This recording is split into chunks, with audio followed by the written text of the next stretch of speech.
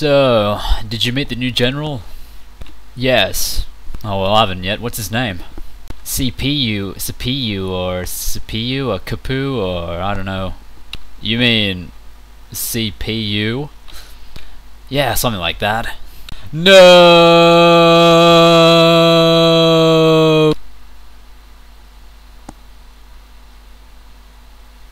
Hello, children. Oh God! The sky is shooting me. How am I supposed to attack the sky? That's rain. Oh well, that's okay. I've been studying the enemy anyway, and I think they've planted a lot of stakes. These stakes should be no match for our horses. What? Woo! Charge! Hello and welcome, this is Synoptic and I'm doing a commentary for a battle between Blonkers TLG and Epimonindas of the Gods Clan. Epimonindas is playing as France, Blonkers is playing as Prussia. They have virtually identical builds, 5 long, 8 line, assorted light and heavy cav. Map is Caucasus, large unit settings and cache. At the start here, I believe Epimonindas has set a trap here. He left some of his long range, a bit too far out, but pulled them back just as an attack was made by Blonkers. So they just got shot up. Now over here there is a slight overlap. Blonkers has taken the hill with a line infantry and a long range. Epimonindas has sent 2 line infantry to take this hill. If he takes this, he will gain the entire left flank quite easily. Although there are a lot of cavalry units of Blonkers set up here. You can see a light dragoon fire off its shot, and now mounting its charge. The issue here with this assault by Epimonindas is that these guys are completely isolated. There is a carabiner, but other than that, it's just these 2 line infantry units on their own. As you can see, one is now routing, even before a cuirassier charge, which has now left that other line infantry on its own, which is also affected by the routing unit. This has caused Epimonindas to send his entire force further to the left to reinforce a most likely right flank by Blonkers. So as they come up, I believe that line infantry is now routing the other one as well. Just about. He's sending them away. For some reason this one isn't routing anywhere near as easy. You can see hussars as well as the cuirassier holding the hands up high. Still not. So they're going to try and run away. Now they are. And the same cav units that were sent over the hill were now sent into the sides of the reinforcing line infantry. Square's going to be forced, but eventually there's going to be a retreat here. So this is as good as a start as you could possibly get. That's 2 line infantry gone, a carabiner gone, with very little losses. This is going to cause a massive retreat by Epimonindas, but not without retaliation. There are still cav units here attacking him, and any real retreat here is going to be counterattacked by further pushes. So here's some zoom-ins. I know some people have asked for them, but I can't really comment on anything while that's happening because you can't really see anything. Yes, they are hitting each other. That is amazing. So here's when Blonkers starts to make mistakes. That was the mistake of Epimonindas sending line infantry on their own, and now Blonkers has sent some cavalry units near the woods here, which Epimonindas has 3 light cav units hidden. 1 was a missile unit and 2 lancers. So they're going to be heavily attacked. And another mistake by Blonkers is mounting a frontal assault. I have since had my words with him. There are many lashes for this. He's going to lose his entire midsection. So we probably should have just kept going with this push here. As you saw there, he's going to continue retreating. And that militia is going to cop it pretty good.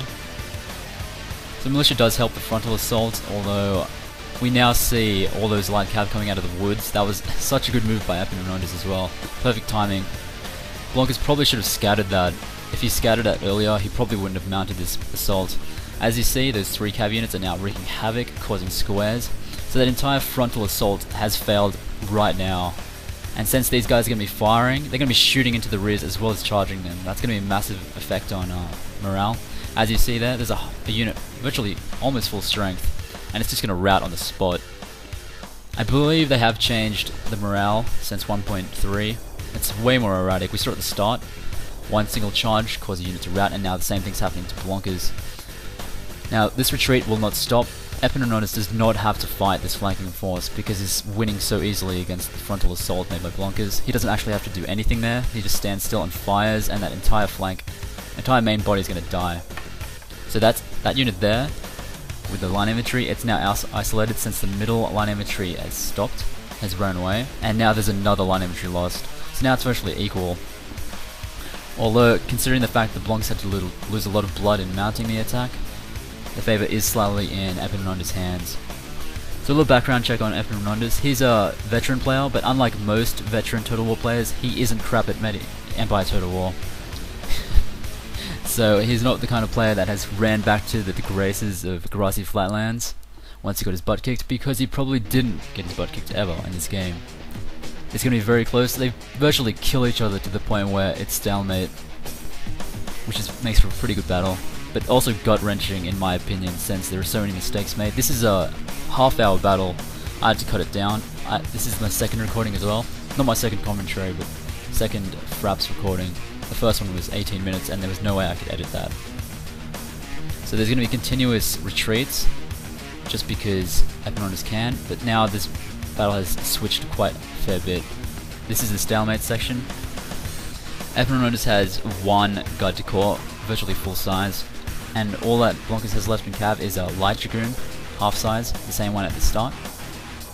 And his Blonkers doing another frontal assault, which is just making me cringe right now. So he gets the first shot, Epimonindas. Bang bang. Not a big payoff either. So he has to move up some of his line as well. He's going to get some flanking fire, but also take note of the guard de corps at the end there. It's directly attacking the general's bodyguard of Blonkers. And if Blonkers loses this general, that is the end of the game right there. I believe that also the general effect has been increased in 1.4. If you lose a general for a couple of seconds, you can lose everything. A mass rout is quite easily happened at that point. And you can see here, there's Prussian Jaegers turned around. This one is turned back. So that guard de corps has been sent to the rear.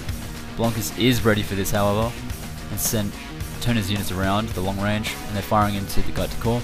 There was a Prussian Jaegers being under attack right now, but at this point in the game, it's quite easy to waver. So a couple of losses from the long range shots, and they're wavering. But in effect, sending that guard de corps there allowed a full envelopment, so Blonkers has to retreat. It's now Blonkers' time to retreat from this fight. So we've seen a lot of attacks. There was a firstly attack from Epimonindas, countered almost straight away. Oh, and here is a major mistake by Epimonindas. This is pretty much the game changer. He sent his general's bodyguard to attack a light dragoon. Blonkers has made a mistake of accidentally clicking dismount instead of skirmish mode, so these guys are off their horses. But miraculously, this actually helps him because the shots made make these units harder to kill. As you can see, the horses are much easier to kill than the dismounted men. So there goes his general. This is huge at this point. And those units sent to kill that light dragoon are now running into long range fire. So they're wavering and going away. Epimonindas tried a right flank maneuver, which is why he's over here now. Blonkers has set a buffer unit to stop any flanking. Although these units are so low at this point, there's 3 units of line infantry here that you saw one wavering just now, and there's one in the end which is being smashed by all those long range units. So at this point there was so much attacking, so many counters, and in a long battle like this there are a lot of mistakes. It's very hard to play it with a cool head and play with tactics when you don't have many men left. So that's my name there. It's not me, that's Blonkers, and as you can see, he's killed one more than he's lost. They've practically demolished each other. It's a very good game to Epimonindas and Blonkers. Thanks for watching.